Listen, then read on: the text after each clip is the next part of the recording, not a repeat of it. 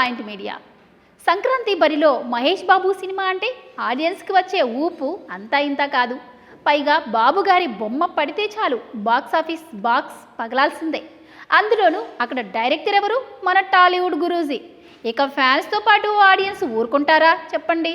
రమణ గారి పర్ఫార్మెన్స్ కోసం జనాలు ఎగేసుకుంటూ థియేటర్లకు వచ్చేశారు. మరి గుంటూరు కారం ఘాటు ఎలా ఉందో ఇప్పుడు రుచి చూసేద్దాం. ఇక స్టోరీలోకి వెళితే 25 ఏళ్లుగా తల్లి పిలుపు కోసం ఎదురు చూసే గుంటూరు కుర్రాడు రమణ. అలా రమణకు 5 ఏళ్ల వయసులోనే తల్లి వసుంధర వదిలేసి వెళ్ళిపోతుంది. తండ్రి సత్యం చెయ్యని నేరానికి జైలుకెళ్తాడు. దాంతో రమణ అత్త దగ్గరే పెరుగుతాడు. తన తల్లి ప్రేమను పొందడం కోసం 25 ఏళ్లుగా ఎదురు చూసిన రమణకు ఫైనల్గా తల్లి నుంచి పిలుపు వస్తుంది. అప్పటికే తన తల్లి వసుంధర మంత్రిగా రాష్ట్ర రాజకీయాల్లో చక్రం తిప్పుతుంది. తల్లి పిలిచిందని ఆశగా వెళ్లిన రమణకు ఊహించని ఘటన ఎదురవుతుంది. మరి ఆ తర్వాత ఏమైందో తెలుసుకోవాలంటే సినిమా చూడాల్సిందే.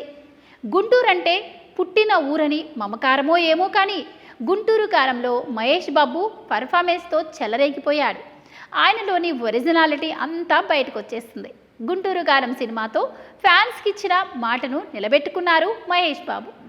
తన నుంచి అసలు సిసలు మాస్ మసాలాను గుంటూరు కారంలో అందించారు. Looks, performance, mass appearance, comedy timing, body is, dance next level అంతే. ఫ్యాన్స్ అయితే కుర్చీ మడత పెట్టి సాంగ్కి వాళ్ళ చొక్కాలు కూడా చింపేసుకున్నారు. మహేష్ బాబు గుంటూరు కారం మూవీ భారాన్ని తనపైనే వేసుకున్నారు. అసలు కంప్లైంట్ అంతా గురూజీ త్రివిక్రమ్ పైనే. అసలు ఈ సినిమా త్రివిక్రమ్ డైరెక్షన్లోనే వచ్చిందా అనేంత డౌట్ వచ్చింది. త్రివిక్రమ్పై పెట్టుకున్న నమ్మకాన్ని, ఆ అంచనాలను రీచ్ కాలేకపోయారు.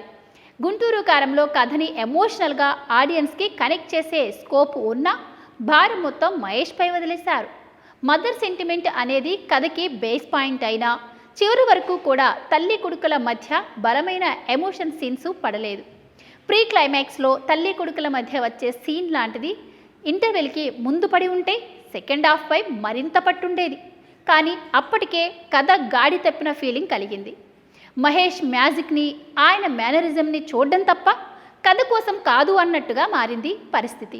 ఈ సినిమాలో కూడా రమణ గాడి లవర్ అమ్ముగా మాయ చేసింది శ్రీలీల. నిజానికి ఈమె క్యారెక్టరైజేషన్ కూడా అంత బలమైనది కాదు. కానీ మిర్చి యాడ్లో నకిలీసు గొలుసు పాటకి కుర్రకార్ని పిచ్చెక్కిపోయేట్టు చేసింది. నిజంగానే ప్రభుదేవాకి డూప్లాగే చేసింది. ఇక ప్రకాష్ రాజ్ తన విలక్షణ నటనతో ఆకట్టుకున్నాడు. మిస్టర్ వసుంధరగా రమ్యకృష్ణ పర్ఫెక్ట్గా సూట్ అయింది. అయితే ఆమె పాత్రకు మరింత స్కోప్ ఇచ్చి ఉంటే రిజల్ట్ మరోలాగా ఉండేది.